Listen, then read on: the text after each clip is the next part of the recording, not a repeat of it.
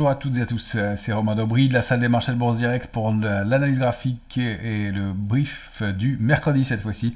La semaine étant écourtée, eh bien j'ai groupé l'analyse graphique du lundi et du jeudi à aujourd'hui. Merci à toutes et à tous pour vos likes, pour vos partages, pour vos commentaires toujours sympas.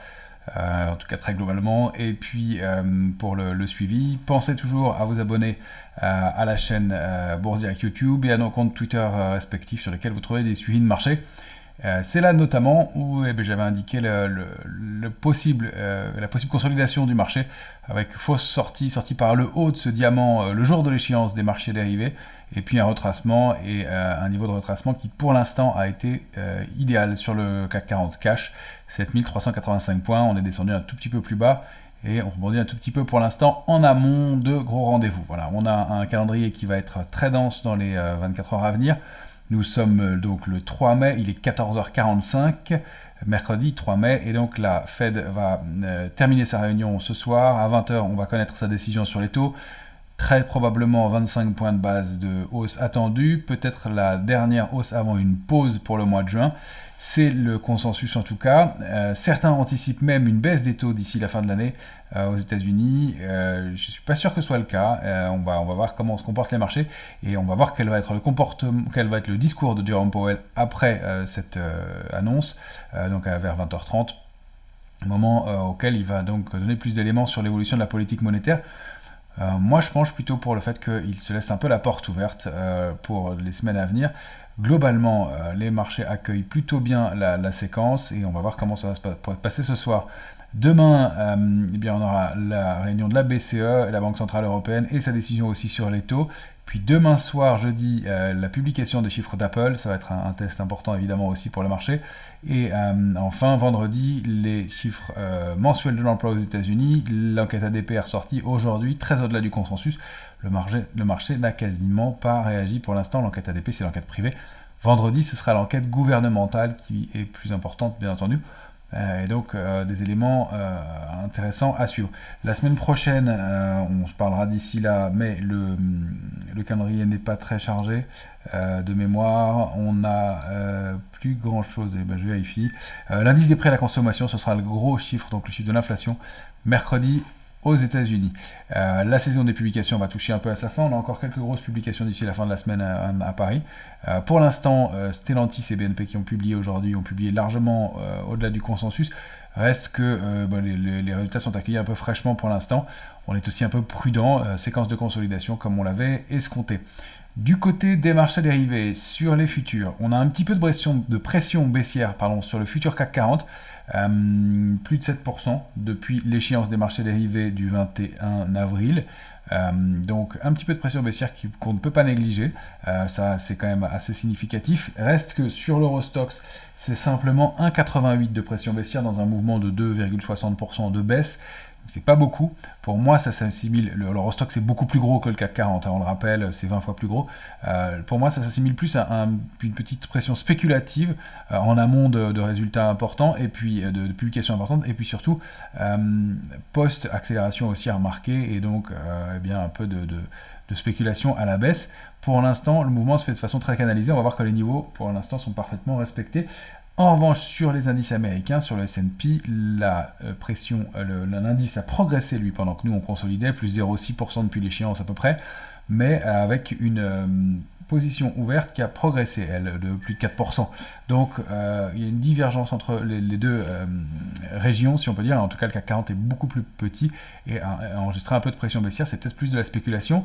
On note aussi qu'au cours de la séance de baisse d'hier du 2 mai, qui a été assez marquée, plus de 1,5% pour l'Eurostoxx, la position nette spéculative a baissé de moitié par rapport à ce qui avait été ouvert, à un 40% de baisse de la position nette spéculative sur le futur. Ça signifie qu'il y a eu des rachats de short manifestement dans cette baisse et qu'en tout cas il n'y a pas eu de baisse complémentaire dans la baisse.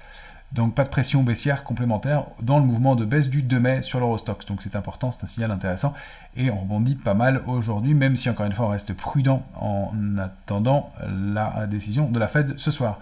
Du côté des couvertures, eh bien, le niveau de couverture a été nettement rehaussé sur l'indice CAC 40. Il reste toujours assez dense, quels que soient les indices. Il n'y a pas eu de changement majeur, mais grosse augmentation du niveau de couverture sur le CAC 40 au cours de la baisse d'hier. On est à près de 2 options de vente pour une option d'achat autour de la monnaie. Ça signifie que les opérateurs sont prudents. Encore une fois, ça n'indique pas de impossibilité de baisser, mais le fait que bien les opérateurs sont prudents et que le consensus va plutôt se protéger, reste sceptique en amont d'une séquence importante. Donc, encore une fois, peut-être du potentiel pour payer. Oui, en tout cas, si les opérateurs sont déçus, ils ne seront pas surpris par ce mouvement de baisse. Voilà, donc on va voir les niveaux charnières autour desquels on s'articule, en commençant comme toujours par le S&P 500 graphique hebdomadaire. Voilà, on commence la semaine avec une bougie d'indécision. On a débordé la semaine dernière 4137,5, c'est 4132,137, on en a déjà largement parlé. Donc 120, 137 maintenant, on peut fixer ces niveaux-là. 120 est un niveau bien propre. 4120, 4137, là on va avoir une zone vraiment clé. On s'est arrêté à 119 et quelques hier, 119,58 hier soir, dans un mouvement un peu d'essuie-glace. On va le voir si on zoome en journalier. Voilà, un peu de doute, un peu de prudence. Il y a effectivement cette étoile filante qui est suivie d'un gap baissier, léger comblé, et puis un retour en fin de séance des acheteurs. C'est un peu de prudence toujours à mon avis en amont de rendez-vous majeur. La lettre de court terme, elle avait été bien préservée, 4056, 4058, et pour l'instant pas d'invalidation du mouvement, même si le volume a été un peu plus fort, mais encore une fois il y a eu en fin de séance un petit rattrapage, donc toujours pas d'invalidation. Donc c'est aujourd'hui effectivement que les choses vont jouer. On rappelle que la cible idéale c'est 4273. Sur 4056 on sera un peu plus prudent. 3956 le niveau suivant. Ça ce serait quand même un vrai warning, parce qu'on romprait non seulement cette oblique qui avait permis une accélération haussière, mais la ligne de tendance haussière de long terme qui est active depuis plusieurs semaines maintenant. On l'a regardé ici, active depuis Covid, et le rebond est que le marché a testé plusieurs fois. Donc à ne pas rompre à nouveau évidemment si on zoome. Donc prudence, retournement, il serait un peu plus bas, il serait sous 3810. Là ce serait vraiment invalidation de tout ce qu'on a construit. Les paliers sont loin, donc niveau et cible idéale 4273, avec toujours ce fameux gap du 22 août 2022. J'espère qu'on va le déborder à un moment ou à un autre. Pour l'instant 4218 à atteindre pour aller accélérer, 4273, et puis on a de la place ensuite. Vous avez les résistances sous les yeux. Sur le Nasdaq, pas de changement majeur. On est sorti par le haut du petit range, ça bute autour de ce niveau 13182, toujours de cette zone du gap du 22 août, même chose. On est en hebdomadaire. La cible idéale, c'est la cible 2, puisque la première cible c'était 12 865 quand on était ici. On l'avait bien atteint, travaille en dessous, consolidé assez nettement, redébordé. On s'installe au-dessus de 12 865 depuis plusieurs semaines maintenant. Il est légitime qu'on aille chercher les cibles suivantes, 13 326, 524 et 720 au moins pour la séquence. On rappelle qu'on avait ce double bottom formé, et que la duplication du bottom permettait de fixer ce niveau un tout petit peu sous 13 720, qui est un niveau de résistance majeur. C'est ce niveau sous lequel on s'est vraiment retourné en 2022, avec tentative de rebond et cette accélération finalement. Donc des niveaux clés et encore un petit peu de place pour le Nasdaq manifestement. Si on va regarder du côté de la volatilité, on s'inquiétait d'une volatilité qui soit un peu optimiste, un peu trop sur la partie basse de l'optimisme. On y est toujours, mais on voit qu'il y a eu cette petite réaction sur l'oblique qu'on avait identifiée depuis quelques temps. Encore une fois, j'aime pas trop les obliques, surtout qu'on ne les trace pas en dessous, mais manifestement le marché l'a observé. En tout cas, on est en partie haute de l'optimisme, on est prêt à retourner et on a fait des petits pics en zone de vigilance. Voilà, pareil, les opérateurs se sont couverts. Dès qu'on a eu un peu de tension et d'un peu de consolidation sur le marché, on est loin de la complaisance, encore une fois. On a encore de la place pour payer et passer à un marché trop optimiste. Ça n'est pas le cas pour l'instant. Donc voilà, un marché qui, comme on l'escomptait, devient un peu prudent en amont de ce rendez-vous, et une volatilité qui se retend à 17,96. c'est loin d'être un marché complaisant, encore une fois, hein, on est loin de niveaux qu'on avait pu connaître par le passé en janvier 2020, avant Covid par exemple, on voit qu'on avait accumulé pendant très longtemps avec des pics, hein, mais contre ces niveaux de support, sous ces niveaux au-delà de ces niveaux de support de 12-10 notamment. Pour faire un point sur l'Eurostoxx, retracement aussi, on n'a pas été chercher encore notre alerte de court terme, on a rompu le range par le bas, on hésite un peu. On pourrait peut-être réajuster les niveaux, je vous avoue que la semaine a été un peu dense, j'ai peut-être pas réajusté correctement. Ouais, les niveaux on va les retrouver ici, un peu au-delà. Voilà, donc alerte de court terme, elle reste toujours placée au-delà de 4000, en dessous de 4257. Il y a probablement des niveaux intermédiaires, pardon, pour ceux qui font du trading. Les gros niveaux majeurs restent les mêmes en tout cas. Pour l'instant, consolidation en cours, pas invalidé. On va aller voir l'indice CAC 40 cash. Celui-là s'est comporté comme on l'escomptait. On a buté sur les plus hauts au moment de l'échéance des marchés dérivés. Et puis, invalidation, gap baissier, gap de continuation comblé. On n'a pas eu encore de gap d'épuisement, attention à ne pas se précipiter sur le marché. Il y a une réaction en tout cas sur 7385 clairement, puisqu'on a repayé un peu. Pour l'instant, ça tient, mais évidemment on reste prudent. On n'a pas de figure de retournement haussière dans l'immédiat, alors que là on avait eu un épuisement et ce gap derrière. Pour l'instant, on reste sous la moyenne mobile 13, hein, qui a bien fonctionné depuis plusieurs semaines. Et on est en phase de consolidation après un mouvement de baisse qui s'est produit dans un volume pas extraordinaire hier, mais on est bien allé chercher, donc c'est top, c'est plus haut, testé en février, testé en mars, et puis qui était aussi, si on dézoome, on va même se mettre en mensuel, qui avait été bien sûr testé en janvier 2022. Donc voilà, un petit peu d'indécision, on n'a pas de signe de faiblesse majeur. Encore une fois, juste un peu de consolidation à court terme et des volumes qui restent plutôt à la faveur des acheteurs quand le marché replie. On va aller le voir sur le futur CAC 40 en 14 heures cette fois-ci. Sur le futur CAC 40, ben, la zone de retracement idéale, on est allé la tester. Ce n'est pas tracé la zone de retracement idéale pour la circonstance, hein, elle a été tracée en amont pour ceux qui suivent les publications et le point journalier, je l'avais bien indiqué en amont, ça correspond à 7385 qu'on avait donné contre ces tops et au niveau de l'échéance, donc voilà, des niveaux qu'on retrouve. On s'est arrêté dedans, on a rebondi assez rapidement sur ce niveau intermédiaire 343. Avant de rebondir un peu, pour l'instant on est un peu plus mitigé en amont, encore une fois, de rendez-vous majeur. On n'a pas de figure de retournement haussière particulièrement, c'est juste une réaction. On peut toujours aller taper un peu sur ce niveau de support qui est notre alerte de court terme, 733. Il n'y a rien qui l'invalide dans l'immédiat. On est toujours dans le grand range, 333, 483. On pourra peut-être l'ajuster après la journée. Je préfère garder un peu de marge dans un marché qui est un peu attentiste. Peut-être un biseau en formation aussi. On va le voir, je ne le dessine pas encore, c'est pas très net. Mais voilà, une situation un peu attentiste. On n'a pas de signaux très haussiers sur le CAC 40, mais pas d'alerte majeure non plus. Ça consolide avec, on voit des yo-yo, et puis des mèches basses, hein, comme ici, ou là encore mieux. Donc au cours de la journée du 2 mai, ou bien même en futur, les indices se reprennent assez vite, même si effectivement il y a un peu de volatilité, de beaux écarts à réaliser. Pour l'instant un peu baissier, mais encore une fois, les niveaux d'alerte de court terme sont préservés. Les niveaux d'alerte de moyen terme, ils sont plus lointains. Je les ai reculés et je les ai rehaussés.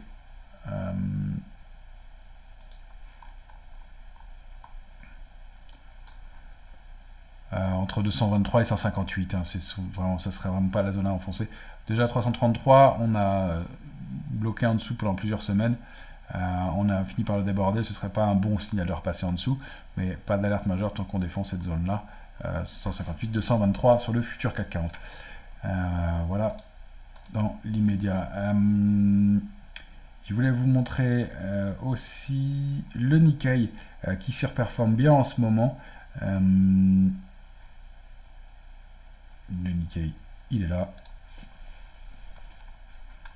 Là, c'est un graphique journalier, on va dézoomer en hebdomadaire. Le Nikkei, il évoluait au sein d'un canal haussier de long terme.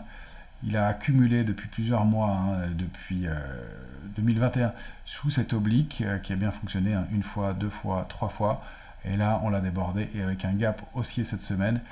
Donc le Nikkei, un indice fort depuis quelques jours, quelques semaines maintenant, depuis début mi-avril, qui est donc un arbitrage intéressant en ce moment et qui s'ouvre un potentiel aussi assez significatif à court terme de 29 870, 30 710, 31 920, puis le haut du canal, pourquoi pas. Pour l'instant, peut-être un gap, en tout cas s'il est de rupture, à ne pas combler. Si c'est juste un gap commun, les combler pour former un throwback et accélérer, mais encore une fois, un mouvement fort qui se met en place sur un indice qui surperforme nettement Nikkei. Voilà, en mensuel, on voit bien le canal ici, qui a été bien respecté depuis 2012, 10-12. Voilà.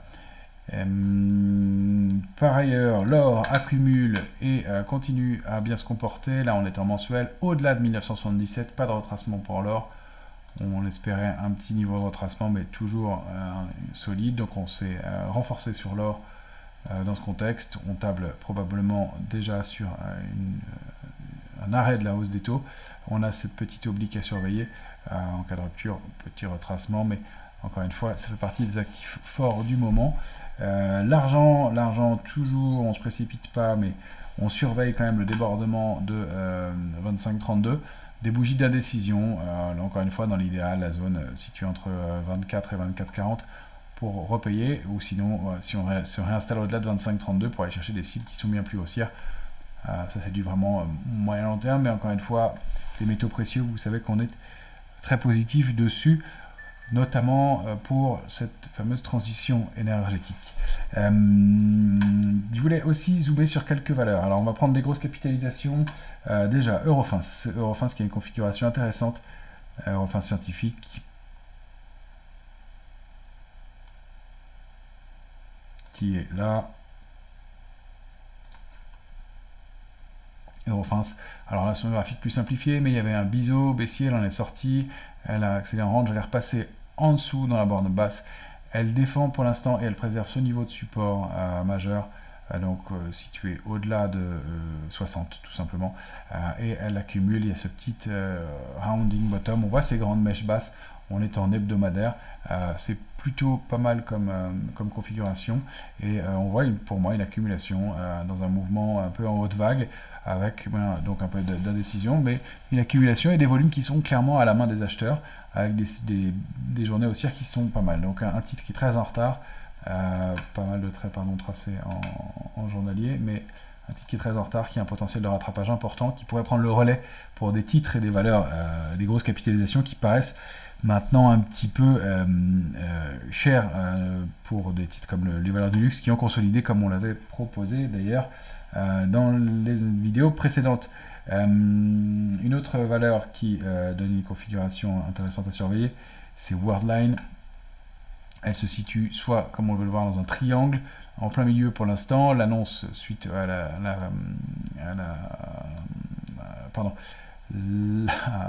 avec l'opération commune avec le Crédit Agricole pour des terminaux de paiement qui a été bien accueilli, retracement un peu rapide derrière. Et pour l'instant, elle est un peu sans tendance, mais dans ce triangle, on peut aussi voir un diamant.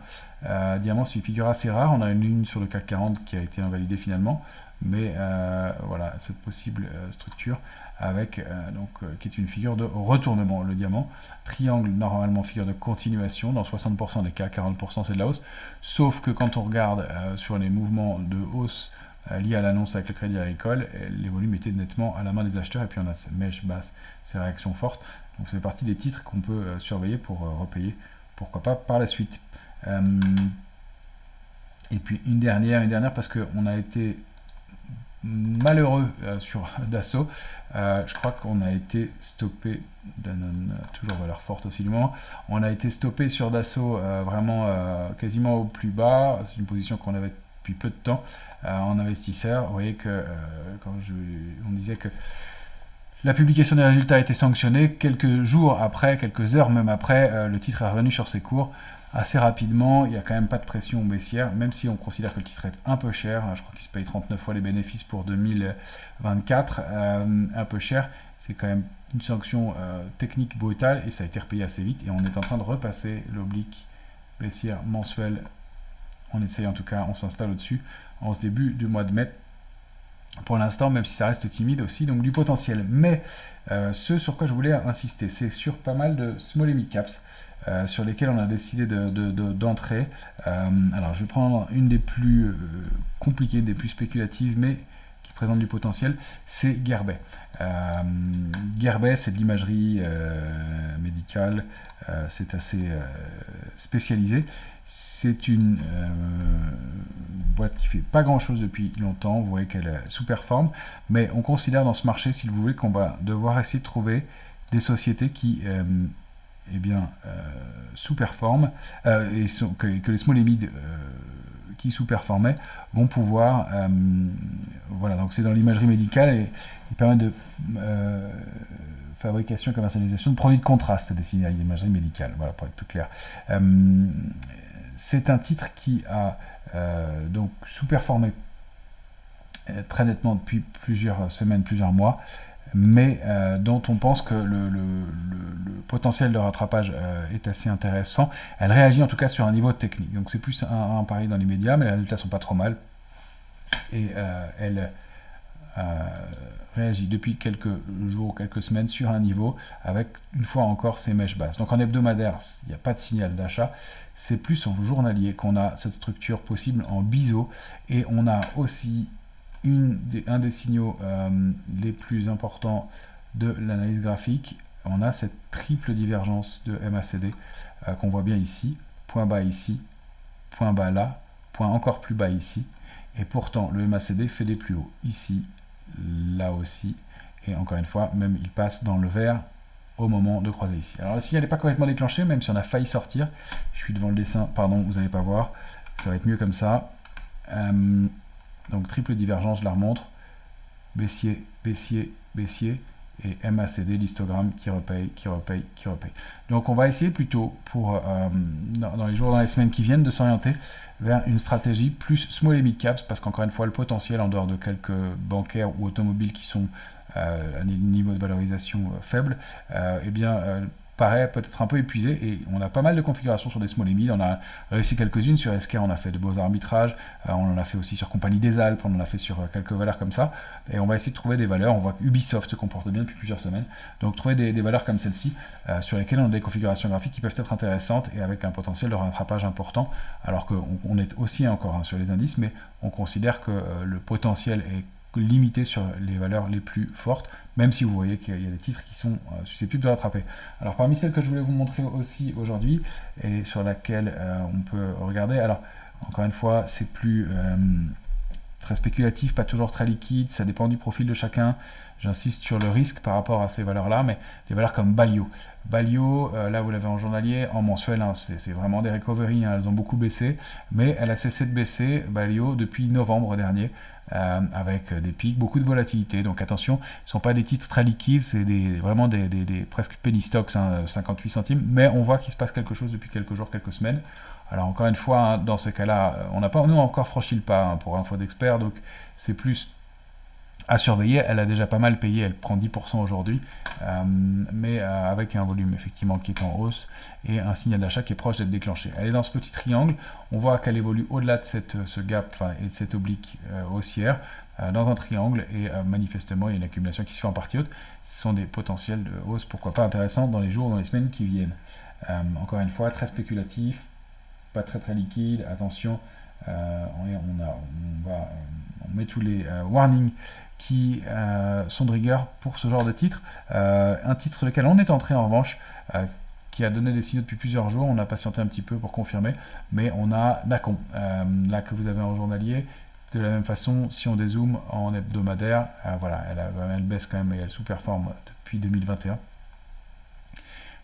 Toujours cette fois-ci, donc un titre qui a du potentiel de hausse.